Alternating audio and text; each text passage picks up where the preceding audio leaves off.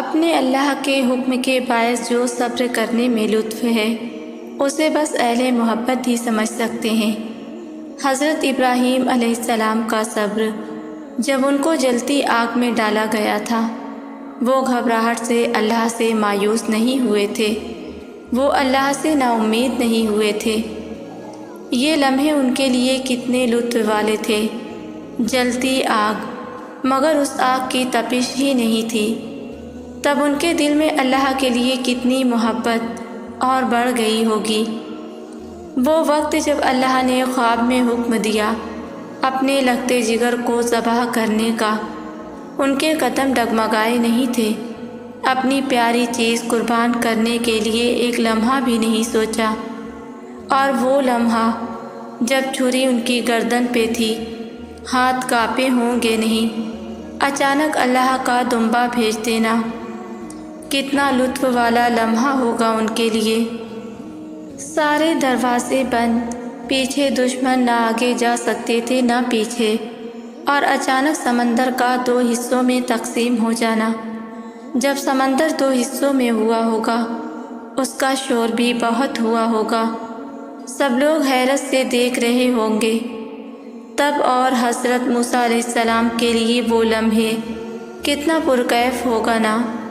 سامنے معجزہ ہو رہا تھا، تم کتابیں اٹھا کر دیکھ لو، ایسے کتنے ہی صبر کرنے والوں کے لیے معجزے ہوئے ہیں۔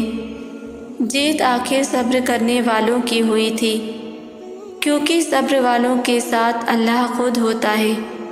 حضرت موسیٰ علیہ السلام کے ساتھ اللہ تھا، حضرت ابراہیم علیہ السلام کے ساتھ اللہ تھا، کیونکہ انہوں نے صبر سے کام لیا تھا، توکل رکھا تھا اللہ پر، ان کو اللہ کا ڈر تھا۔ صبر والے بے خوف ہوتے ہیں۔ اللہ کے علاوہ تمہارا صبر ہی تمہیں کہاں سے کہاں لے جا سکتا ہے، تم سوچ بھی نہیں سکتے۔ صبر بھی اللہ کی توفیق سے ہوتا ہے، اور جسے اللہ کی توفیق سے صبر کر رہا ہو تو سوچو اللہ تمہارے لیے کیا کچھ نہیں کر سکتا۔ بندے کو چاہیے کہ وہ سوچے کہ جس ذات نے دنیا کی دوسری مصیبتوں سے بچا کر رکھا ہوا ہے، وہ موجودہ مصیبت سے بھی نکال لے گی جب وقت آئے گا۔ صبر اور توکل کا دامن ہاتھ سے نہ جانے دیں اور شکر کرتے رہیں۔ چیزیں ہمیشہ ویسی نہیں ہوتی جیسی وہ نظر آتی ہیں۔ موسیٰ علیہ السلام سے اپنے بیٹے کو دریا میں پھینک دینے کو کہا گیا۔ حضرت یوسف علیہ السلام کو کنویں میں تنہا چھوڑ دیا گیا۔ یونس علیہ السلام کو مچھلی نے نگل لیا۔ حضرت ابراہیم علیہ السلام کو آگ میں پھینک دیا گیا۔ آخر میں کیسے حالات ان کے لیے بدل گئے۔ موسیٰ علیہ السلام کو فرعون کے گھر میں پالا گیا، اور عین اس وقت جب لشکر ان کا تعاقب کر رہا تھا تو بحیرہ کلثم پر پہنچ کر رکے نہیں۔ اللہ نے آپ کے لیے راستہ بنایا اور وقت کے فرعون کو غرق کر دیا۔ ابراہیم علیہ السلام کو جب آگ سے صحیح سلامت نکلتے دیکھا، ان کے والد بھی پکار اٹھے کہ واہ ابراہیم، کیا رب ہے تیرا۔ یوسف علیہ السلام کو کنویں سے نکالا تو گورنر بنا دیا، اور اپنے والد حضرت یعقوب علیہ السلام سے بھی ملوا دیا، جو دن رات آپ کی راہیں تکتے زار زار آنسو بہاتے تھے۔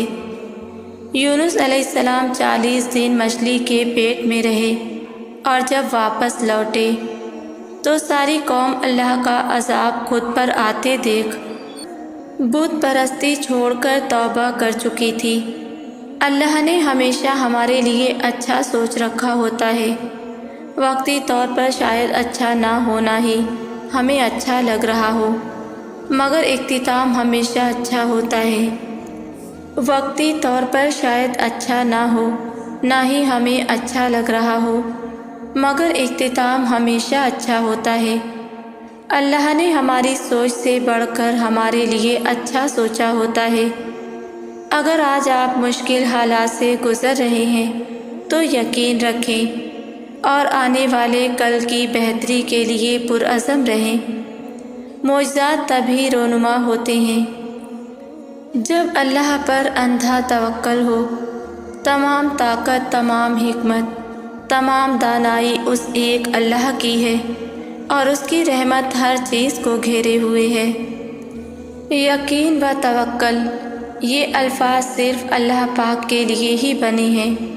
ایک اللہ کی ہی پاک ذات ہے کہ جس پر جتنا یقین و توکل کیا جائے وہ آپ کے یقین کو اتنا ہی مضبوط کیے جاتا ہے، کبھی ٹوٹنے نہیں دیتا، دھوکہ نہیں دیتا۔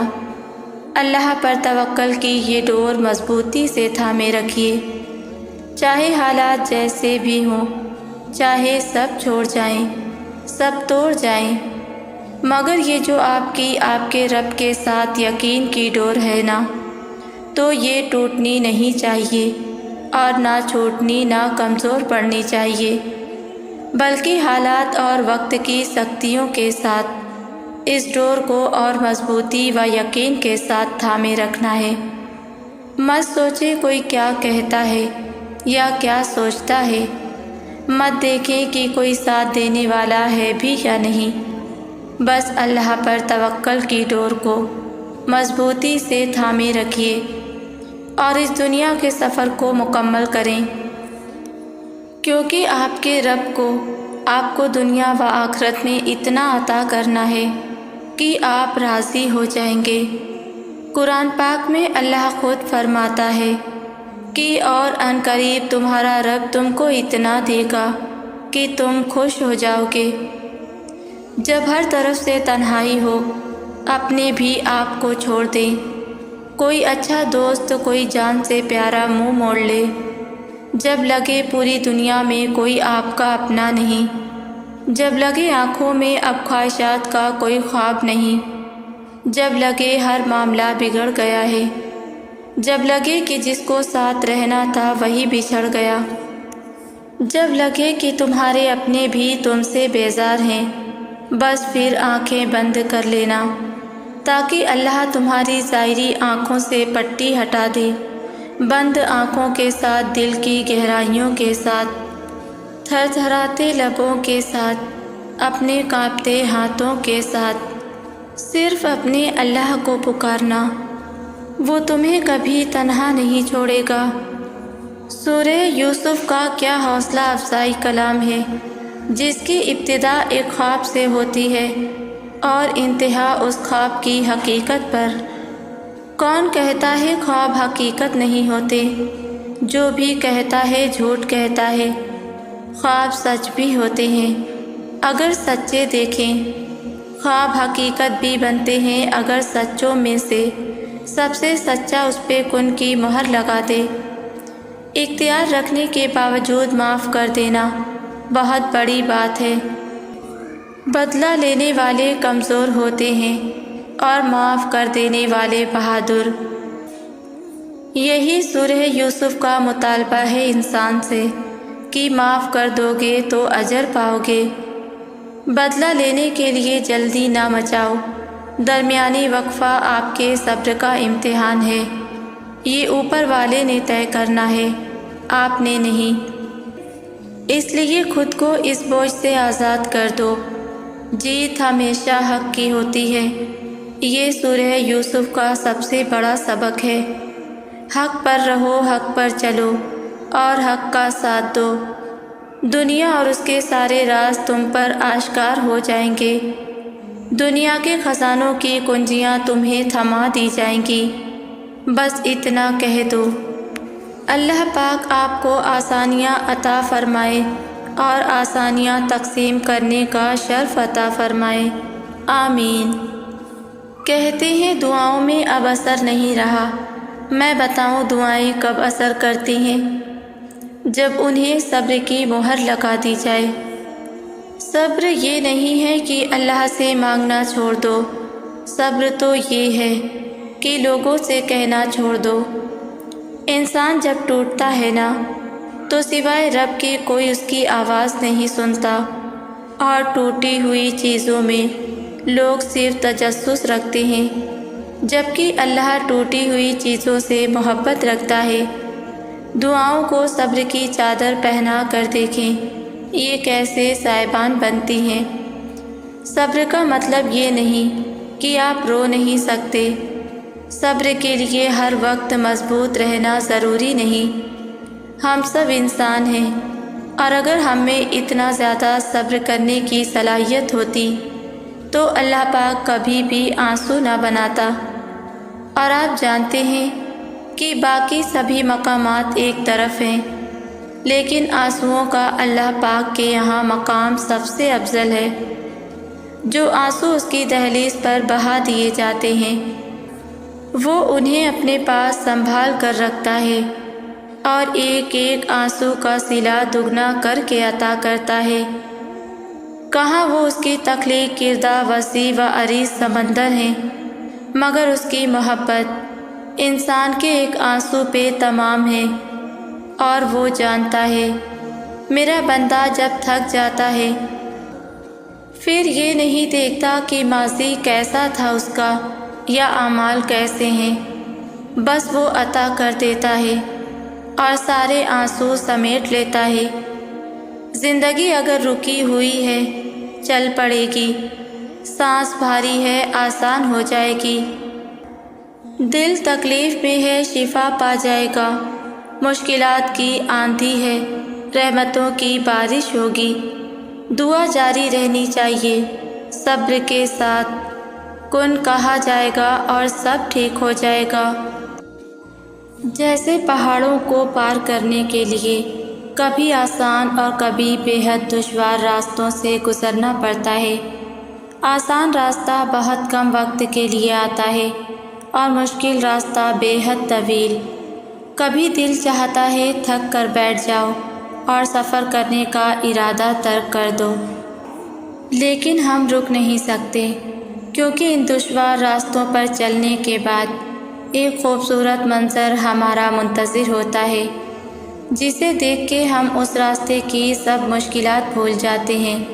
بالکل اسی طرح زندگی میں آسانیاں اور مشکلات آتی ہیں۔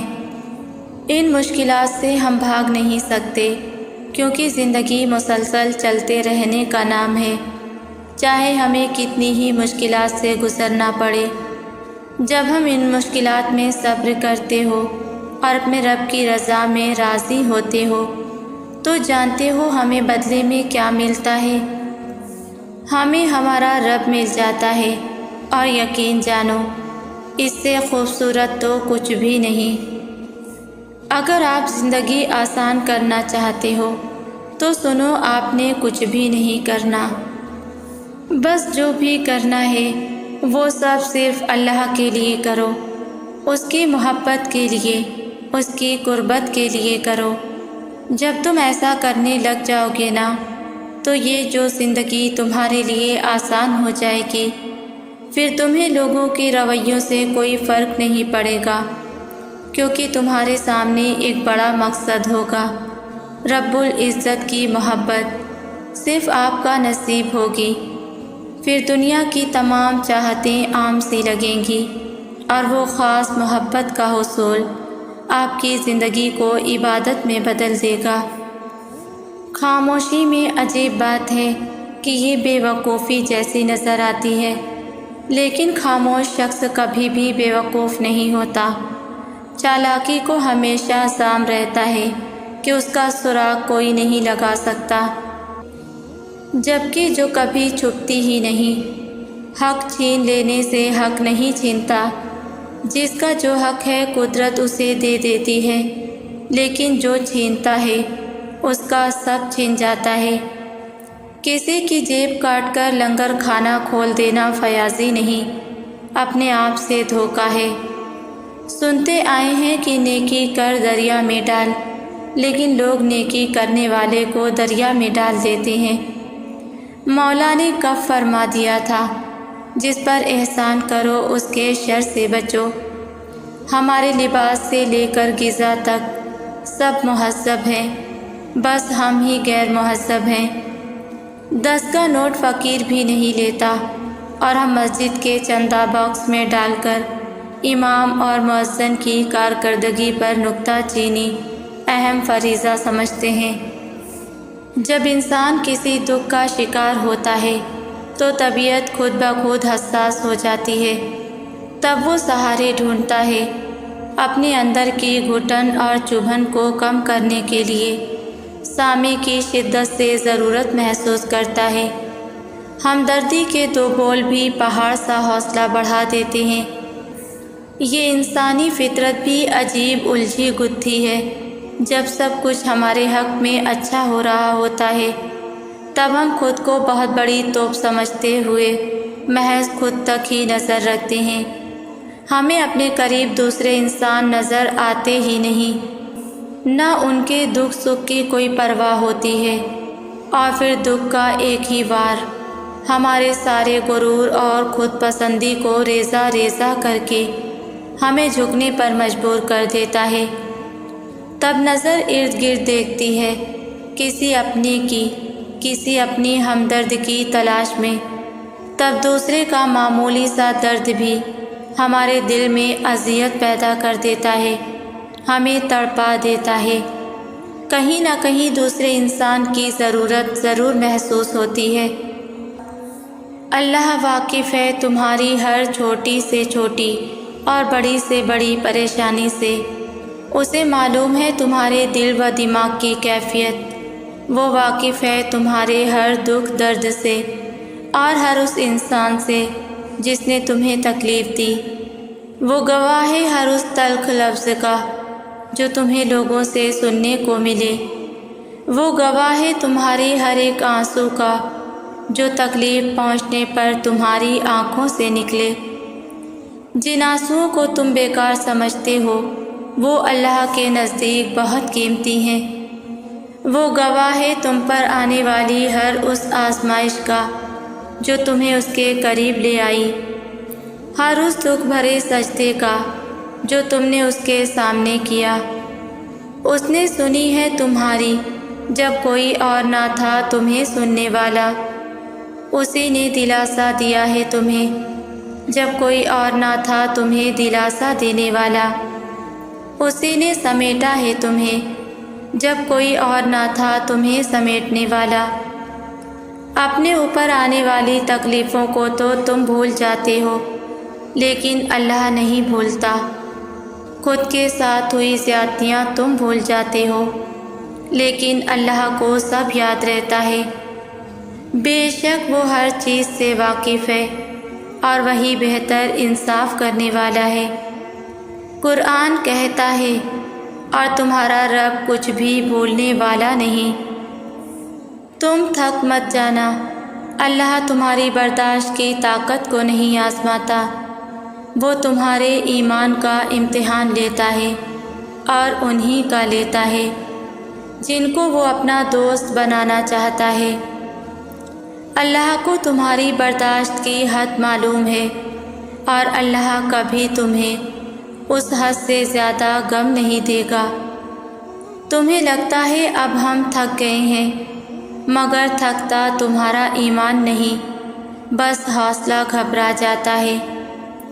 جب اللہ کن کہتا ہے تو ناممکن بھی ممکن بن جاتا ہے اور دعائیں مقدر پر بھاری پڑ جاتی ہیں۔ آسمان اور روح کا تعلق بہت گہرا ہے۔ آسمان کو دیکھنا اور دیکھتے جانا سکون کو جیسے گہرا اتار دیتا ہے۔ آپ کے پاؤں جھوپڑی میں ہیں یا محل میں، ذرا سر تو اٹھا کر دیکھیں۔ آسمان ہم سب کا ایک جیسا ہے، ہم سب کو اس آسمان کی چھت میسر ہے، ہم سب اس آسمان سے باتیں کرتے ہیں، ہم سب اس آسمان کو آج بھی مشکل میں سر اٹھا کر دیکھتے ہیں۔ معلوم ہے کیوں؟ روح اپنے گھر کی متلاشی ہے، روح کو آسمانوں کی دنیا میں قرار آتا ہے۔ روح کا تعلق آسمان سے آنے والے کلام کے ساتھ ہی ہے۔ یہ خوبصورت آسمان نعمت بھی ہے اور ہمارے انجام کی طرف جانے کا راستہ بھی۔ آج خوشی ہے یا کوئی پریشانی ہے تو آسمان کی طرف سر اٹھا کر دعا کیجیے، روح کو رب کی یاد دلائیے اور شکر کے ساتھ زندگی کو آگے بڑھانے کی ہمت دیجیے۔ اندھیرے جتنے گہرے ہوں کبھی مایوس مت ہونا کہ جب امید باقی ہو تو اجالے ہو ہی جاتے ہیں۔ اندھیروں میں چمکتا چاند تمہیں پیغام دیتا ہے کہ جس کو رب نے تھاما ہو وہ کالی رات پا کر بھی کبھی تنہا نہیں ہوتا، کہ اس کا رب اسے روشن صبح تک لے ہی جاتا ہے۔ وہ اس کی زندگی کی رات کو ایک دن سویرا دے ہی دیتا ہے۔ تمہارا کام بس یہ ہے کہ رب کی رسی کو مضبوطی سے تھامے رکھو، پھر وہ صبح بھی آئے گی جس کے منتظر تم ہو۔ کچھ لوگ کہتے ہیں کہ اللہ نے آزمائش کے لیے مجھے ہی کیوں چنا ہے؟ تو سنو، اس نے تمہیں ہی کیوں چنا ہے؟ قرآن کے لیے چنا ہے، کیونکہ وہ انہی کو چنتا ہے جن سے وہ کوئی کام لینا چاہتا ہے، جن کو کوئی مقام دینا چاہتا ہے، جن کو اپنے یہاں خاص کرنا چاہتا ہے، جن کو عزت دینا چاہتا ہے، جن کو مضبوط بنانا چاہتا ہے، جن کے حوصلوں کو بلند اور ہمتوں کو جمع رکھنا چاہتا ہے، جنہیں تراش کر جوہر خاص بنانا چاہتا ہے۔ ان کو دھوپ میں اس لیے رکھتا ہے کہ وہ کندن بن جائیں، جن کو وہ ضائع نہیں کرنا چاہتا، جن کو وہ مثال بنانا چاہتا ہے، ہمت کی، عزم کی، حوصلے کی، برداشت کی، جبر نفس کی، جنہیں پرسکون خاموش سمندر کی مانند گہرا بنانا چاہتا ہے۔ سنو، پھر وہ یہ سب تمہیں بنانے کے لیے آزماتا بھی ہے۔ وہ تم سے اتنی محبت کرتا ہے کہ تمہیں اس کی مقدار معلوم ہو جائے تو یقین جانو تمہارا جوڑ جوڑ علیحدہ ہو جائے اس احساس محبت سے۔ بس تم ایک کام کر لو، اس سے راضی ہو جاؤ۔ اس حال میں جب زبان سے شکوے، آنکھ سے آنسو، دل سے ناشکری کے بول امڑتے چلے آتے ہوں، پھر تم بھی کہتے رہو، اللہ میں آپ سے راضی، اللہ میں آپ کی محبت سے راضی، اللہ میں آپ کی دی ہوئی ہر آزمائش سے راضی۔ کبھی ایسا بھی ہوتا ہے کہ تمہیں اچانک کوئی ایسا موقع مل جائے جس کی تم نے کبھی امید نہیں کی۔ یہ اللہ کی طرف سے تمہارے لیے ایک واضح اشارہ ہوتا ہے کہ اب تمہارے راستے کھلے ہیں، اب تمہارے لیے آسانی مقدر ہو چکی ہے۔ یہ اللہ کی صفت ہے کہ جب وہ کسی کو آزمائش سے نکالتا ہے تو اس کے لیے ایسے اسباب پیدا کر دیتا ہے جن کا وہ خود بھی تصور نہیں کر سکتا۔ حدیث میں آتا ہے، جب اللہ کسی بندے سے محبت کرتا ہے تو اسے کسی عظیم مقصد کے لیے استعمال کر لیتا ہے۔ اگر تم دیکھو کہ تمہاری زندگی میں ایسے لوگ آ رہے ہیں جو تمہارے لیے نفع بخش ثابت ہوتے ہیں تو سمجھ لو کہ تمہاری تقدیر کا ایک نیا باب کھلنے والا ہے۔ تمہارے اندر نئی توانائی، خود اعتمادی اور امید پیدا ہونے لگے۔ جب آزمائش ختم ہونے لگتی ہے تو تم خود کو پہلے سے زیادہ مضبوط، پر اعتماد اور پر امید محسوس کرنے لگتے ہو۔ جو ڈر اور خوف پہلے تمہارے اندر تھا وہ ختم ہونے لگتا ہے اور اس کی جگہ ہمت اور حوصلہ لے لیتی ہیں۔ یہ اللہ کا تمہیں اندر سے تیار کرنے کا ایک طریقہ ہے تاکہ جب کامیابی تمہارے قدموں میں ہو تو تم اسے سنبھال سکو۔ یہ کیفیت تمہیں واضح طور پر محسوس ہوتی ہے، جیسے تمہیں اچانک احساس ہو کہ اب تمہارے اندر پہلے جیسی بے بسی نہیں رہی، تمہارے فیصلے زیادہ پختہ ہونے لگے ہیں، تمہاری سوچ مثبت ہونے لگی ہے اور تمہارا دل ہر آنے والے لمحے کے لیے پرجوش ہونے لگتا ہے۔ یہ اس بات کی علامت ہے کہ تمہارا صبر اب رنگ لانے والا ہے۔ اور اللہ نے تمہارے حق میں فیصلہ کر لیا ہے۔ اگر تم محسوس کرو کہ تمہارے اندر غیر معمولی اعتماد اور طاقت پیدا ہو رہی ہے تو یہ مت سمجھو کہ یہ بس اتفاق ہے، بلکہ یہ اللہ کا تمہیں ایک پیغام ہے کہ اب تمہارے اچھے دن قریب ہیں۔ جب انسان زندگی کے نصیب و فراز سے گزرتا ہے تو کچھ لمحات ایسے آتے ہیں جب اسے لگتا ہے کہ وہ بالکل اکیلا ہے، کوئی اس کا ساتھ دینے والا نہیں، نہ کوئی اس کے درد کو سمجھنے والا ہے اور نہ کوئی اس کی مدد کے لیے موجود ہے۔ یہ احساس سب سے زیادہ اس وقت شدت میں ہوتا ہے جب انسان آزمائشوں میں گھرا ہوا ہوتا ہے، جب حق کا دروازہ بند نظر آتا ہے، جب اپنے بھی بیگانے بن جاتے ہیں اور جب امید کے چراغ ایک ایک کر کے بجھنے لگتے ہیں۔ مگر حقیقت یہ ہے کہ سب محض ایک دھوکہ ہے، کیونکہ اللہ تعالیٰ کبھی کسی انسان کو تنہا نہیں چھوڑتا، وہ ہر حال میں اپنے بندے کے ساتھ ہوتا ہے، چاہے بندہ اسے محسوس کرے یا نہ کرے۔ وہ آزمائشوں میں بھی اپنے بندے کو سنبھالتا ہے، اسے ہمت دیتا ہے اور اس کے دل میں صبر اور حوصلے کے بیج بوتا ہے۔ قرآن میں اللہ فرماتا ہے، بے شک اللہ صبر کرنے والوں کے ساتھ ہے۔ اگر تمہیں لگے کہ تم تنہا ہو تو یہ تمہاری آنکھوں کا دھوکہ ہے، کیونکہ حقیقت میں تمہارے ساتھ سب سے بڑا سہارا موجود ہے، جس کا ہاتھ اگر تم تھام لو تو تمہیں کبھی بھی کسی اور سہارے کی ضرورت نہیں پڑے گی۔ یہی وجہ ہے حضرت موسیٰ علیہ السلام کو فرعون کے لشکر نے گھیر لیا اور ان کے ساتھیوں نے گھبرا کر کہا، ہم تو پکڑے گئے۔ تو حضرت موسیٰ علیہ السلام نے پورے یقین کے ساتھ فرمایا، ہرگز نہیں، میرا رب میرے ساتھ ہے، وہ ضرور مجھے راستہ دکھائے گا۔ اور پھر وہی ہوا، اللہ نے دریا کو 2 حصوں میں تقسیم کر دیا اور حضرت موسیٰ علیہ السلام اور ان کی قوم کے لیے نجات کا دروازہ کھول دیا۔ یہ واقعہ ہمیں سکھاتا ہے کہ چاہے حالات کتنے ہی مایوس کن کیوں نہ ہو جائیں، چاہے دشمن کتنے ہی طاقتور کیوں نہ ہوں، اور چاہے ہر طرف اندھیرا ہی کیوں نہ ہو، اللہ کبھی بھی اپنے بندے کو بے سہارا نہیں چھوڑتا۔ آزمائشیں آتی ہیں لیکن وہ صرف مضبوط کرنے کے لیے آتی ہیں، تمہیں توڑنے کے لیے نہیں۔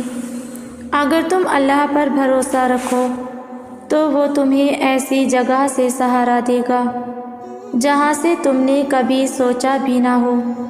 بس تم نے یقین رکھنا ہے کہ اللہ تمہارے ساتھ ہے، اور اگر وہ تمہارے ساتھ ہے تو تم کبھی اکیلے نہیں۔